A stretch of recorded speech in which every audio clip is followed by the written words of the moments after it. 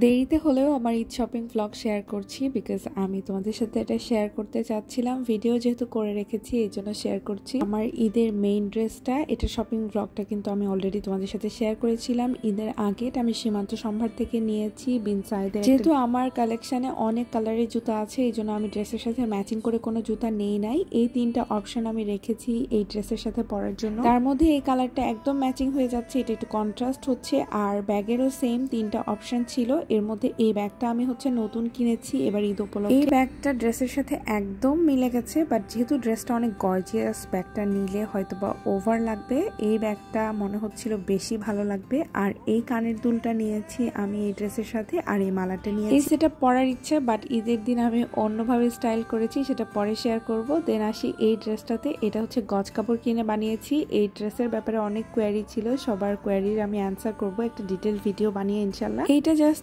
ঈদের 1 উইক আগে আমি খুবই সিম্পল ওয়েতে ড্রেসটা বানিয়েছি, বাট স্টাইলিং করেছি একটু গর্জিয়াস ওয়েতে। আর এটার সাথে দুইটা অপশন, একটা ব্ল্যাক অথবা সেম ম্যাচিং এ।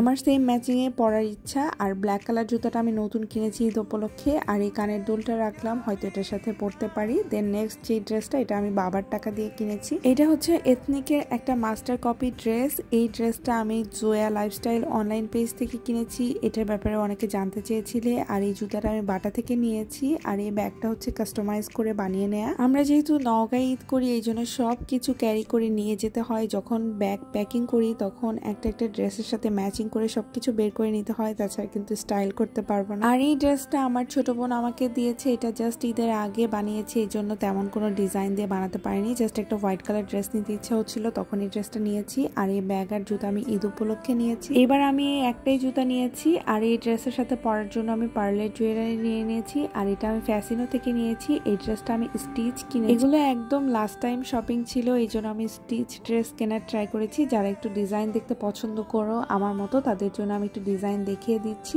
আর এগুলোর অ্যাক্সেসরিজ দিয়ে আমি একটা অলরেডি ভিডিও বানিয়েছি। এই ব্যাগটা পরে আর নেওয়া হয় নাই, অন্য ব্যাগ ক্যারি করেছি। তারপরে এই ড্রেসটা আমার এবার ঈদে পরা হয় নাই, এটা আমি কাস্টমাইজ করে বানিয়ে নিয়েছি টেলারে দিয়ে। এইটাও গজ কাপড় দিয়ে বানানো, ইনশাল্লাহ এটারও ডিটেল ভিডিও শেয়ার করব।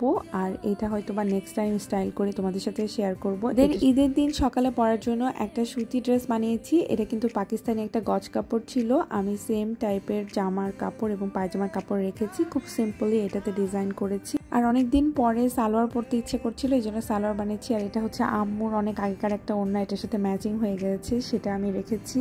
আর এই ড্রেসটা আমার ছোট বোনের বিয়েতে বাবা আমাদেরকে গিফট করেছে, আমার মাকে আর আমাদের 3 বোনকে। এই ড্রেসটা আমি নওগাঁয় গিয়ে বানাবো। আর এইটাও একটা গিফটের ড্রেস, এটা আমার ফুপু আমাকে গিফট করেছে ঈদের আগে। সো এটাও শপিং হলে দেখিয়ে দিলাম। তারপর আমি ঈদ উপলক্ষে যে ব্যাগগুলো কিনেছি, এই কিউট ব্যাগটা আমি প্রায়োর থেকে কিনেছি। এটা প্রাইস ছিল 1250 টাকা। আর এটা আমি গিফট পেয়েছি, এটাও আমার ফুপু আমাকে গিফট করেছে, ছোট ফুপি। অনেক অনেক থ্যাঙ্কস তোমাকে, তোমার গিফটগুলো আমার সবগুলো অনেক পছন্দ হয়েছে। So that's it for today. আশা করি তোমাদের ভিডিওটা ভালো লেগেছে। আর কেউ যদি কোনো ড্রেসের ডিটেইল ভিডিও বা ডিজাইনিং ভিডিও দেখতে চাও অবশ্যই আমাকে কমেন্ট করে জানাবে, তাহলে আমি শেয়ার করব। টাটা, আল্লাহ হাফেজ।